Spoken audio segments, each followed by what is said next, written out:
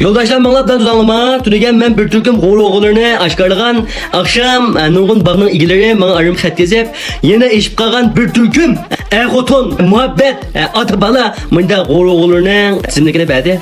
Ben hazır, mağulundan ismini aşkarlaytma, tüyede ismi çıkan aşk meşuk, xo'tun, ata bala, bana da onun uzun tüşüm. Xat uzun qo'ullarını, kasınızda oğula dep termagan tula, oğula.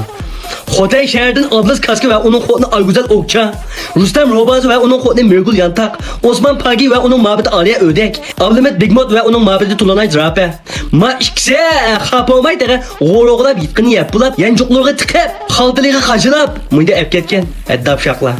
Alim Güzel ve onun mabedi Dilber Botka, Metnyaz Gangchen ve onun mabedi Amanese Şilenke, Azimet Çeyze ve onun xotunu Adile Şangco, Mesali Dümçek ve onun xotunu Venipem Yaşar, Eli Doğab ve onun xotunu Xanzaden Bunyok, Rahman Çöçü ve onun mabedi Dılnur Cuava, Alim Pelehez ve onun xotunu Aynigar Denze, Tosun Donay ve onun oğlu İbrahim Çıkak, Salam Pijanesi İşuk ve onun mabedi Bulbul Çınayak, Osman Kasan ve onun mabedi Hacıgül Gomuş, Metabla Yişo ve onun ağaynisi Bekir Maymak, Şirzat Demde ve onun mabedi Tsungul Mollak, Muradul Gümbez ve onun xotunu Aynur Dokmuş, Mağla xapomay xalqning beqi saklab kep, g'o'rlini o'g'ilgandan boshqa say ko'katlarni dastlab chaylagan.